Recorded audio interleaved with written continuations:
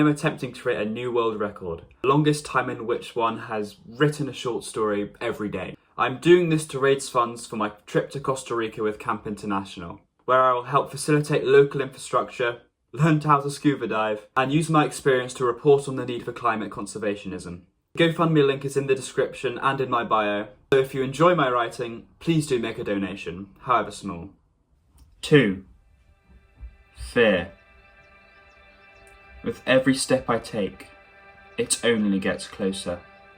I break into a run, releasing my hands from my cloak pockets, dashing closer and closer towards the great black cathedral in the city centre. The sky, empty of stars, moons or suns, shrouds the cathedral in a wispy crimson mist, all enveloping, all consuming. Every time my foot slams into the floor seems to slam into me back. Malice leaking into the reverberation of my shins, my knees, my thighs, anger seeping from the very earth I stood upon. I set my jaw, achingly hard, and turned down an alleyway. The darkness of the city truly surrounds me further as I push deeper into the shadow.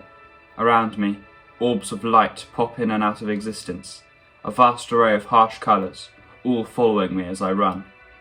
They seem to mix with the voices within the darkness, whispering, hissing, scolding, slowly closing in on me from every direction.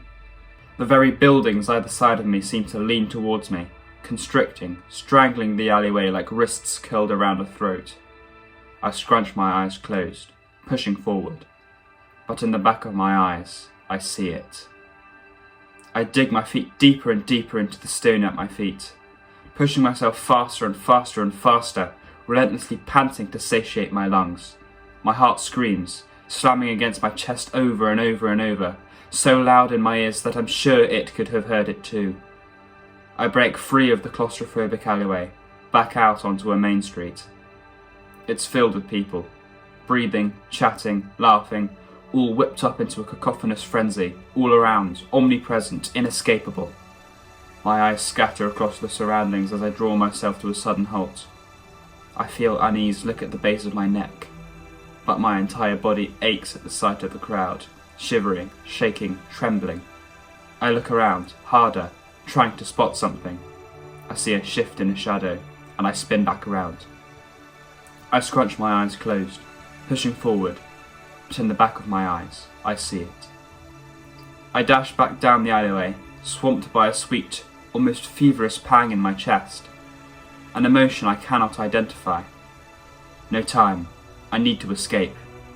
The unease still clings to my nape, ever present, ever breathing down my neck, salivating, baring its fangs. I push on, eventually breaking through the constricting alleyway and back out onto the opposing main street that led up to the cathedral. The lamplit surroundings did little to unveil anyone who was chasing me. I did not stop to let it catch up. I shot back down the road, back the way I had come, stretching my limbs as far as they would allow. My face screeches with the pain of holding up my brow, my legs scream with the pain of exertion, my heart aches with the pain of knowledge of predators on every unlit corner, all of it flooding through my brain, mercilessly beating at it until it throbbed and bled and scattered. As if by muscle memory, I fiddle in my cloak pocket, whipping out a sweat-lathered golden key. I almost slam into the door to the house, fiddling with the lock as I glance repeatedly over my shoulder. It was getting closer. God, it was closer than ever. The key refuses to go in its place, the place it had returned to thousands of times, only shivering back and forth on either side of its hidey hole, not daring go in. I grip my teeth harder, bobbing my leg, stabilising my wrist and forcing it in. It clicks. I turn it. The door opens. I tumble inside. I scrunch my eyes closed, pushing forward, but in the back of my eyes, I see it. "There you are," it says, its voice sweet and terrifying. "You didn't have to go running off like that." It moves towards me as I peel my eyelids apart, the impression on the backs of them mixing with the figure in real life.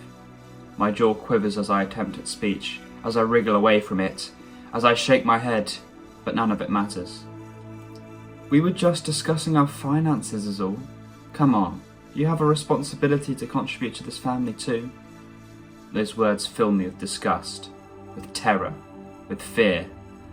A tumour seems to cling to the inside of my skull, drip feeding my brain poison, ounce by ounce, throb by throb, ache by ache.